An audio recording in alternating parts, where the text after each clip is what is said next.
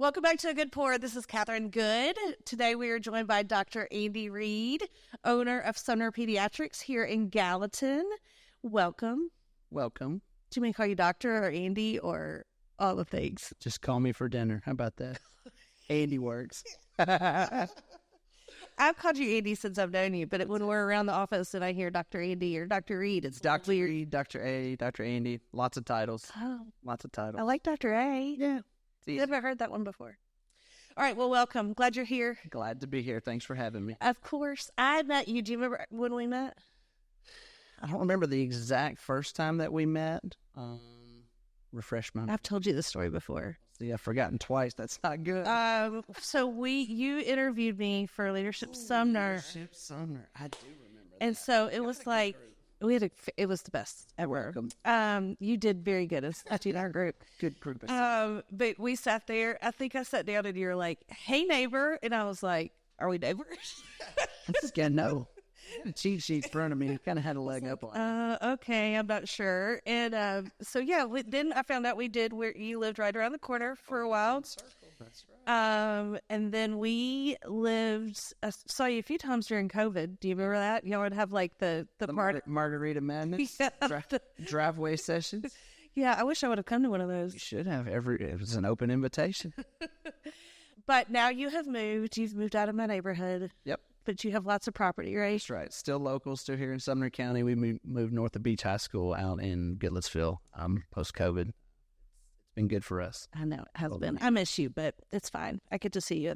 We're still around. We're everywhere. That's right. All right. Well, tell me, I mean, you're a dentist. You did the whole dental school thing. That's right. Right? Yep. Dental school at Tennessee, 2008. Decided that family dentistry, general dentistry wasn't what I wanted to do. Had a passion for kids. Went and specialized in pediatric dentistry. Did a residency in Oklahoma City, Children's Hospital, and then did my pediatric residency in Richmond at VCU. Started our practice in 2011, and man, time flies. So 2 questions right off the bat. Why did you decide to start your own business as opposed to working for an established one? I am very type A, very strong-minded, and I have a vision for what I wanted to do, how I wanted to do it.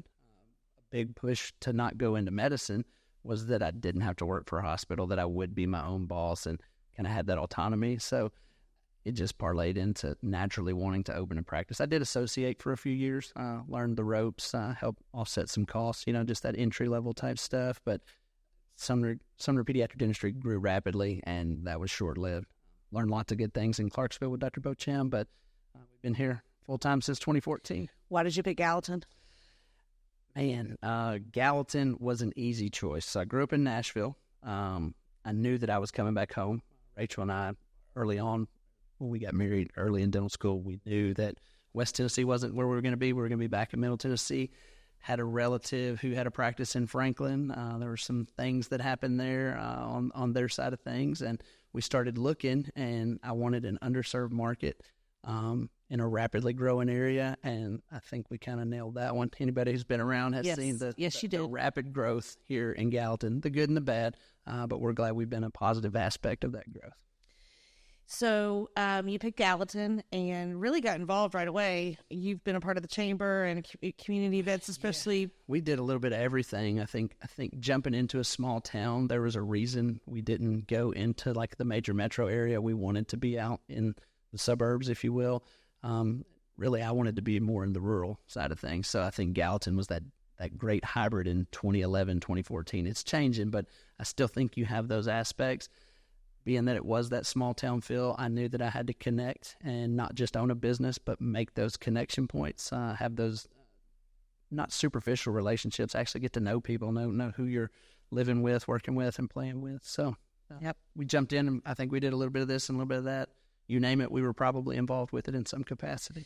So at that time, the office was more in the heart of Gallatin, right? 100%. Yep, right downtown, just off the square, just east of the square, right next to the hospital. Dr. Steve Mays was a local dentist who had a great reputation, had the nicest building on this side of town, and it was just a great opportunity to kind of serve the populations that we wanted to serve, have access to the amenities for what we do professionally, and it just seemed like a natural fit. There wasn't a ton of real estate available at that time. It was was where we were supposed to be when we were supposed to be there. So you picked Gallatin, moved into an office, and then you outgrew that office. Quickly, yeah. Did the associate thing for a year or two and quickly realized, hey, this is going to be a full-time thing. And we added chairs and added staff and added an associate doctor. And we quickly realized we're not going to have enough room to be here long-term. And entered into a partnership with another local healthcare professional and bought some real estate in a great spot and built that. And it's kind of like Field of Dreams. If you build it, they will come. And we've been blessed. Yeah. Yes, you have. So that office it's right there in the, it's kind of in between Gallatin and Hendersonville now. It's a great location. Yeah, it was strategic. When we started, we were Children's Dentistry of Gallatin. And then quickly with that growth, I realized that maybe I'd made a misstep. I was like, we might need to think about rebranding to serve the greater side of things in terms of physical distance and population. We were getting people from all over. So we rebranded to Sumner Pediatric Dentistry, and I think that in the future we'll probably have some additional locations in other areas of Sumner County. Just when the time's right, we'll make those opportunities. Excited to see that happen. So you built this really cool office. Yep. It's got Easter eggs all over it. Just little things that mean something. Tell us about a few. 100%. So we invested in Gallatin and Sumner County intentionally. We knew that it was home. We knew that we weren't here and sampling and is this going to be a couple years and then we do something. We put a lot of time and energy into our practice. It's not your traditional medical office building. I think it feels more like a home. It's where I spend the majority of my time. So I wanted it to feel like home. And that translates into good feeling for the patients and parents when they come in. We tried to tie some of the character from Sumner County in. Lots of hidden Easter eggs. If you come to the office, there's some rural aspects with the barnwood and the rustic feel and the truck and some of the wildlife that's there. But you just got to come see us and check it out. We'll be happy to show you around and show you some of those things that are there. Some people have been there for a long time and still hadn't found all the things that we've kind of tucked away for fun. I love it. So neat. Every time I walk in, people just seem to be happy, both staff, patients. We've talked a lot about this. That comes from you and your expectations. Right. Talk about how, that atmosphere and that culture. How do you make it? I mean, not all offices, kid offices should feel that way, but they not all do. Right. Well, that's very kind of you to say. There's definitely days where we have bad days, But I tell my team when you enter that building, cross that threshold, we're there for one reason, that's to take care of kids. So no matter what's going on in our personal lives, what's going on socially or politically, we kind of have to detach ourselves and make sure that the kids have the best possible experience. Everybody knows going to the dentist isn't always a happy, warm, fuzzy thing, but we can spin it and make it as positive as we can. Very blessed to have a team that follows my lead.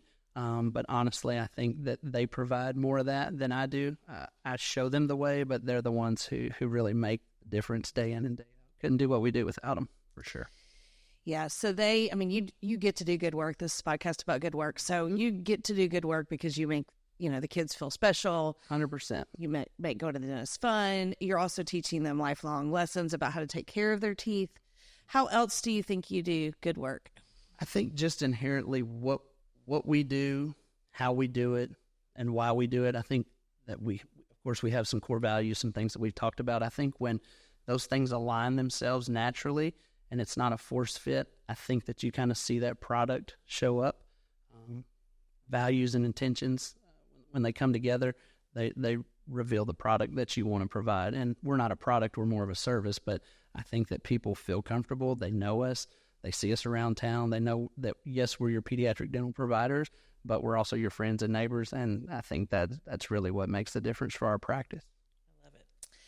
So you have definitely gone through seasons. You've gone through seasons of growth and seasons of where you're real involved in the community, right? And just building out your team. And that's clear how, much you've accomplished with that. Right now you're in a season of taking care of two boys, very active. Fatherhood. We're a sports crazy family. So my weekend is filled with athletic events at a various sporting venue near you, somewhere in Middle Tennessee. I've got an 11-year-old and an 8-year-old. And you're right. I've kind of pulled back on some of my community involvement. Doesn't mean that I'm not still involved behind the scenes or that we don't give time and talents in other ways. But when we first came to town, we were involved in literally everything that I could get my hands on that would have me be a part of it. Rotary, Sheriff Citizens Academy, Leadership Sumner, Chamber boards, domestic violence boards. We were on all kinds of things, and I realized quickly that my children were infants, and while Rachel was taking care of them, I knew that they were beginning to grow and were going to have their own schedules. So we've pulled back from that over time. Still heavily involved again behind the scenes, looking forward to doing some opportunities again in the future. But right now my season is focused on my family. I've got to be there for them. And I think that family-centric belief goes into our practice, and that work-life balance is important for me now. And it's also important for some of my team members. So, but I really knew even when you decided to start your own practice, you knew from the get-go that that's what you wanted. And 100%. Yeah. I could have gone into any healthcare field, I could have gone into pediatric medicine or whatever I chose to do. But as I navigated the options and how I selected what I wanted to do, I knew that being a dentist at that time, before I decided to specialize, I knew that I would have great work-life balance. I could pick my schedule. I could kind of be around when I need to be. We're that rare practice that closes on some of the major school holidays. We do get a little friction from that, but I think when they realize why we're not there, it makes sense for a lot of those families. We try to take care of everybody the best we can, but at the end of the day, we got to be there for our kiddos that are our own kiddos. Yeah, for sure.